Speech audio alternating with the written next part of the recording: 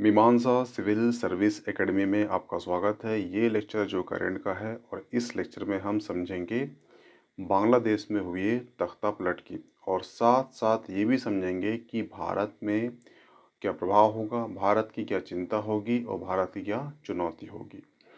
तो सबसे पहले क्वेश्चन उठता है कि बांग्लादेश में तख्ता पलट हुआ, उसमें भारत में क्या उसका प्रभाव पड़ेगा। तो सिंपल सी बात है, अगर आपके पड़ोसी में कोई घटना घटती है तो उसमें डायरेक्ट इम्पैक्ट आप में पड़ता है। उसी प्रकार भारत का ये पड़ोसी देश है, इसलिए इसका प्रभाव भारत में पड़ेगा। ठीक है। और पड़ोसी देश होने के साथ साथ ये भी याद रखिए कि ये जो है अंतर्राष्ट्रीय सीमा, सबसे लंबी अंतर्राष्ट्रीय सीमा जो भारत के साथ साझा होती है वो होती है बांग्लादेश की। हुआ क्लियर? तो पहले क्वेश्चन उठ गया आपसे कि सबसे लंबी सीमा साझा करने वाला भारत देश के साथ कौन सा पड़ोसी देश है, तो उसका नाम है बांग्लादेश। दूसरा कि बांग्लादेश जो है भारत के कितने राज्यों के साथ सीमा साझा करता है, तो उसका आंसर है 5 राज्यों के साथ, जिसमें से पहला है असम, वेस्ट बंगाल यानी पश्चिम बंगाल, त्रिपुरा, मिजोरम और एक है मेघालय। ठीक है। ये 5 राज्य है जिनसे अपनी सीमा साझा करता है बांग्लादेश। अब यहाँ से क्वेश्चन उठेगा कि सबसे लंबी सीमा साझा किस राज्य से करता है, तो उसका आंसर है पश्चिम बंगाल। ठीक है।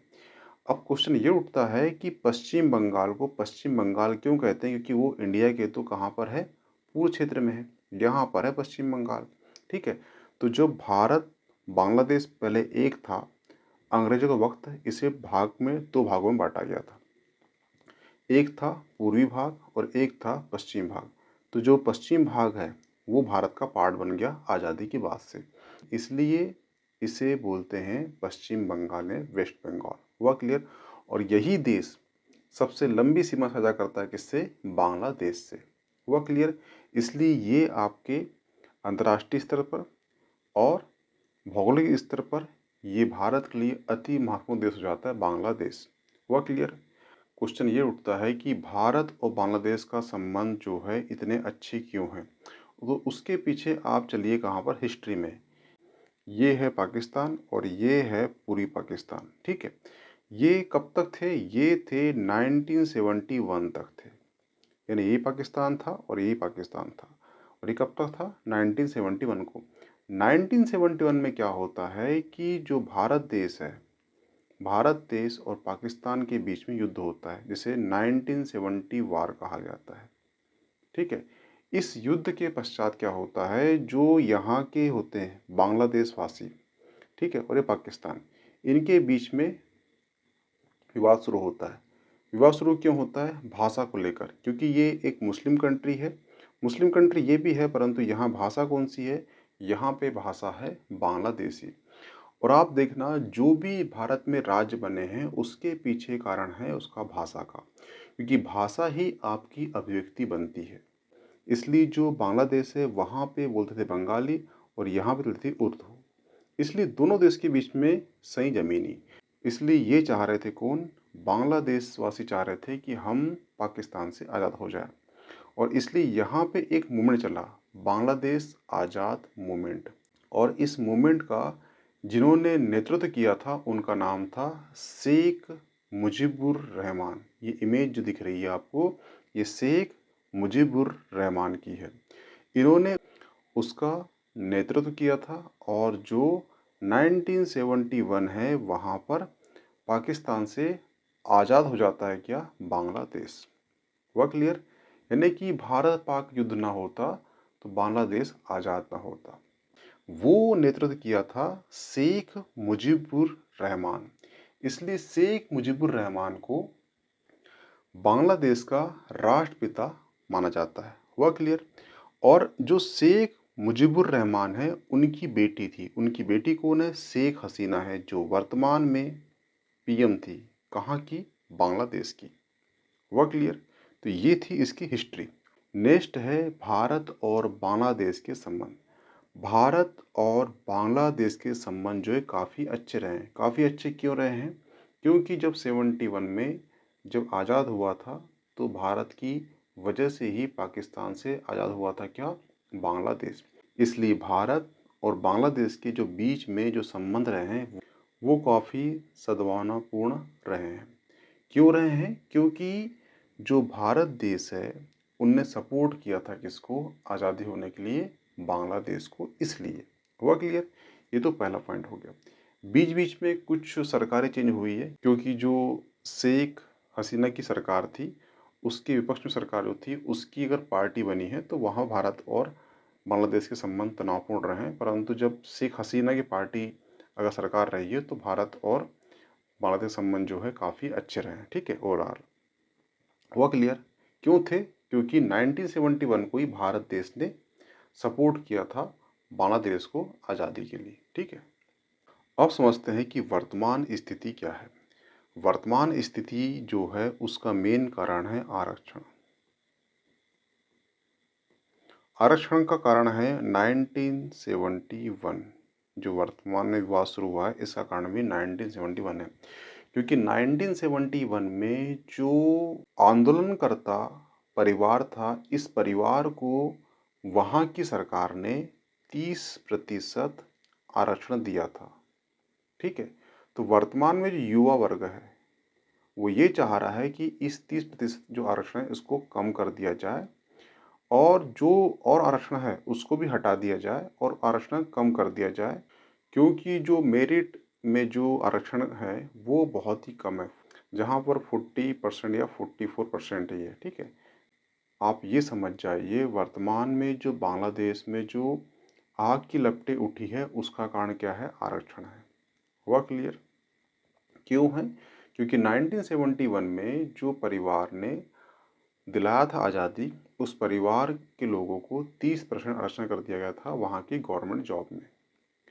और यहाँ पे वर्तमान में बहुत अत्यधिक मात्रा में बेरोजगारी और गरीबी है, इसलिए ये और यहाँ पे युवा वर्ग इससे नाराज भी है। तो यहाँ की जो कोर्ट है, सुप्रीम कोर्ट है, उसने इस समस्या का सलूशन किया।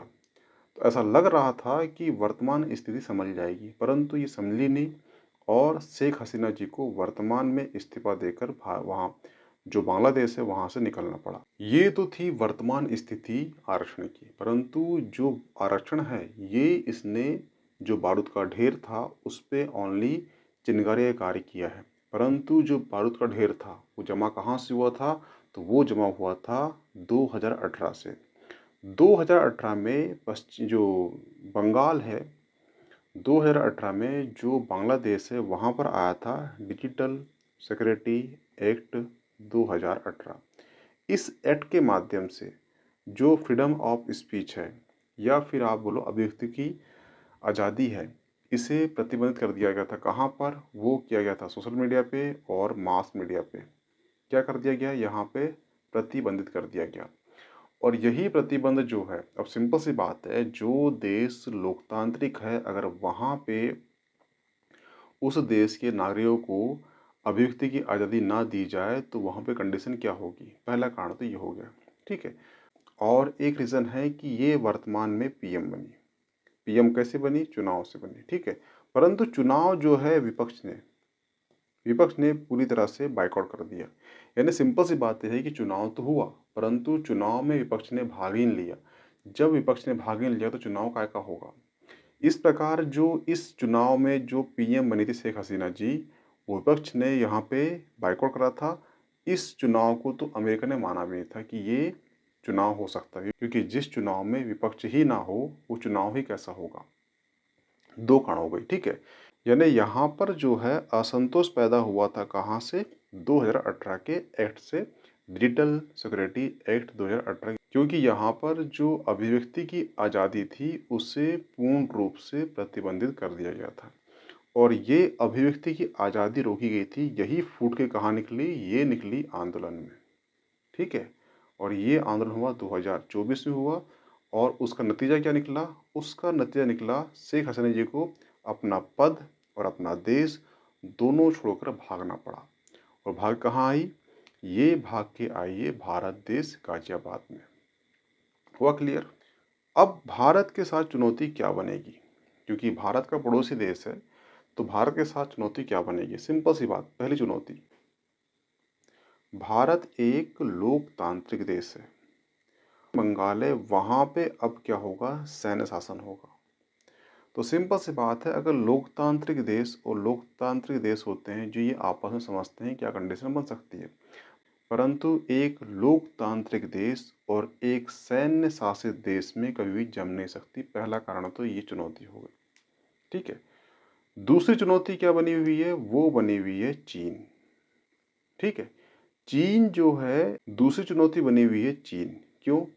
क्योंकि जो यहाँ पर सरकार थी किसकी? शेख हसीना की।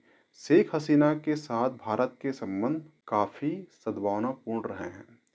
अब यहाँ पे जब सैन्य शासन हो जाएगा, सिंपल सी बात है, यहाँ पे कंट्रोल पाया कौन? ये पाएगा चीन।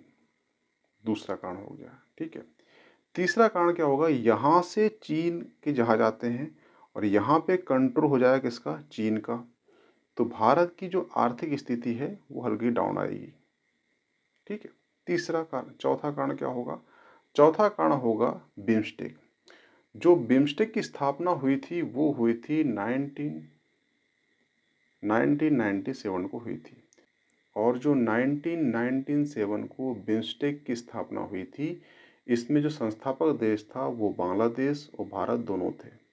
और ये करते क्या थे? ये करते थे जो बे ऑफ बंगाल है, जो हिंद महासागर है, यहाँ पे सुरक्षा के जो मुद्दे होते थे उसको साथ में निपटाते थे। कौन? भारत और बांग्लादेश। परंतु अब यहाँ पे जब सैन्य शासन हो जाएगा तो सिंपल सी बात है कि ये समस्या का हल नहीं होगा और चीन जो है कंट्रोल करेगा। हुआ क्लियर? अब समझ जाइए भारत के आसपास देश कैसे कैसे हैं, ठीक है। भारत के पास श्रीलंका है और श्रीलंका अभी कंट्रोल में किसके है? वो चीन के है, ठीक है। यहाँ पे मालदीव है, मालदीव में जो सरकार बनी है वो चीन के फेवर में है। एक देश है म्यांमार, और म्यांमार जो है सैन्य शासित देश है, यानी कि वो झुकाव कहाँ होगा? उसका झुकाव भी चीन की तरफ होगा, ठीक है। नेपाल में जो पीके शर्मा बने हैं पीएम, वो सपोर्ट करते हैं किसको? चीन को, ठीक है। पाकिस्तान का क्या ही कहना, वो तो आप जानते हो, चीन, ठीक है। देखा जाए तो भारत के साथ चुनौती और बढ़ चुकी है। हुआ क्लियर? ठीक है। जो यूएसए है, यूएसए ने अभी यहाँ पर जो शेख हसीना बनी थी पीएम, ये पीएम बनने के बाद क्या हुआ था कि इन्होंने तो इसको पीएम माना ही नहीं था, चुनाव को माना नहीं था। क्यों नहीं माना था? क्योंकि इस चुनाव में जो विपक्ष था उसने बायकॉट कर दिया था। इसलिए जो बांग्लादेश है वहाँ पे जो वर्तमान में सैन्य शासित सरकार बनेगी, वो सरकार सपोर्ट करेगी किसको? पाकिस्तान को। और पाकिस्तान सपोर्ट करता है किसको? चीन को। तो सिंपल सी बात है, भारत के साथ ये भी एक चुनौती बनी हुई है। तो ये सभी चुनौती भारत के साथ वर्तमान में पैदा हो चुकी है। नेक्स्ट है बिम्स्टेक।